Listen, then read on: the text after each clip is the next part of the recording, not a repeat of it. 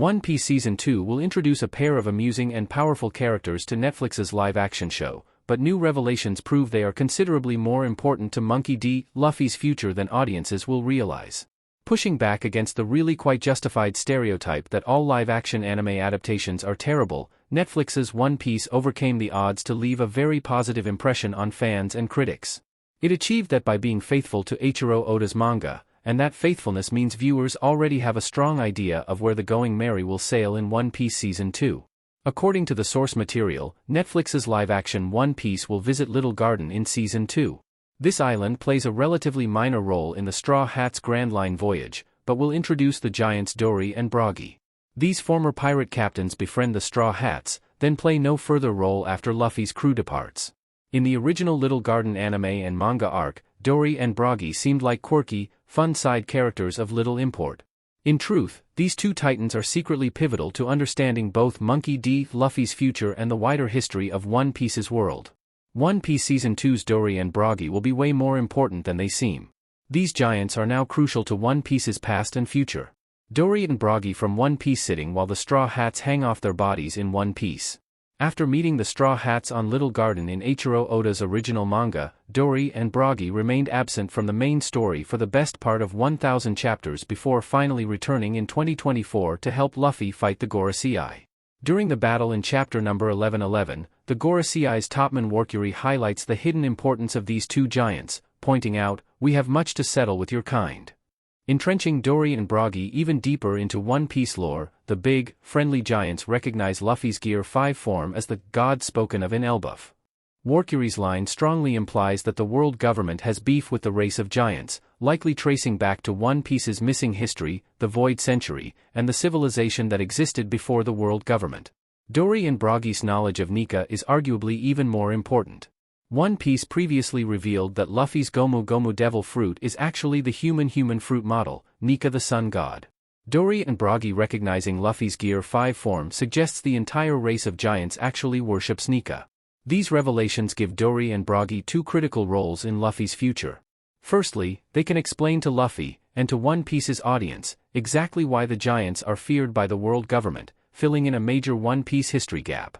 Secondly, Dory and Broggy's admiration for Nika can bring the entire race of giants onto the Straw Hat crew's side, something that fighting the Gorosei has already made inevitable. Given that Dory and Broggy were introduced as glorified comedy characters, that's a startling narrative upgrade.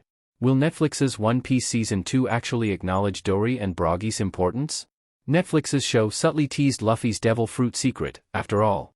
When Dory and Broggy first appeared in the One Piece anime and manga, there was absolutely no hint of their greater importance to franchise lore or Luffy's endgame, likely because Eiichiro Oda had not yet envisioned that the oversized duo would return 1,000 chapters later and save the Straw Hats from the world government.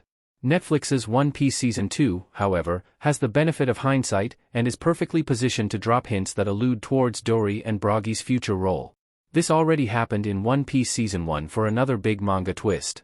After the One Piece anime and manga revealed Luffy's Devil Fruit as the Nika fruit, it now seems highly likely that red-haired Shanks knew the fruit's true nature when he stole it from the world government.